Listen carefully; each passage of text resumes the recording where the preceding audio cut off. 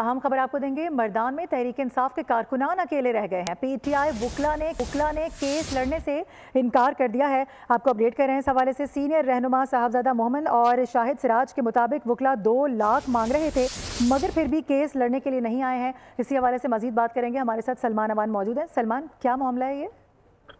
जी बिल्कुल, बड़ी अफसोसनाक सूरत हाल है जिसका सामना है पाकिस्तान तहरीक इंसाफ के कारकुनों को, कि वो कारकुन जो कि अपने लीडर की खातिर एक कल्ट फॉलोइंग की हद तक चले गए, उनके पैरोकार में इतने अंधे हो गए कि उन्होंने कानून हाथ में लिया और बहुत सारे वो काम किए जिसका पाकिस्तान की सियासी तारीख में तस्वुर भी नहीं किया जा सकता। वो लोग दर बदर फिर रहे हैं। आप जानते हैं कि 9 मई के बाद और उसके बाद 26 नवंबर के बाद से पाकिस्तान तहरीक इंसाफ का दावा है कि बहुत सारे लोग जेलों में हैं, और खासतौर पर 9 मई के जो लोग हैं वो बहुत ज्यादा मुश्किलात में हैं, उनके अहले खाना मुश्किलात में है, लेकिन पार्टी की आदत ने उनको बिल्कुल अबेंडन कर दिया, उनको बिल्कुल छोड़ दिया, कोई अब उनको पूछने वाला नहीं है। और इसकी एक मुंह बोलते सबूत के तौर पर पाकिस्तान तहरीक इंसाफ के रहनुमा साहबजादा मोहम्मद और शाहिद सिराज की वीडियो सामने आई है, जिसमें वो बता रहे हैं कि वकला जो हैं उनकी कारकुनों की केस लड़ने के लिए 2-2 लाख मांगते हैं। और अब आप देख सकते हैं कि बहुत सारे वकला जो हैं वो पाकिस्तान तहरीक इंसाफ के अंदर शामिल हुए हैं, पाकिस्तान तहरीक इंसाफ की सफ़ों में घुसे हैं, या उनको जानबूझकर घुसाया गया है ताकि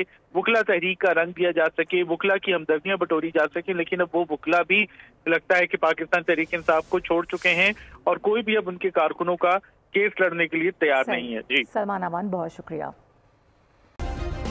सब्सक्राइब करें और बेल दबाएं ताकि कोई खबर रह न जाए।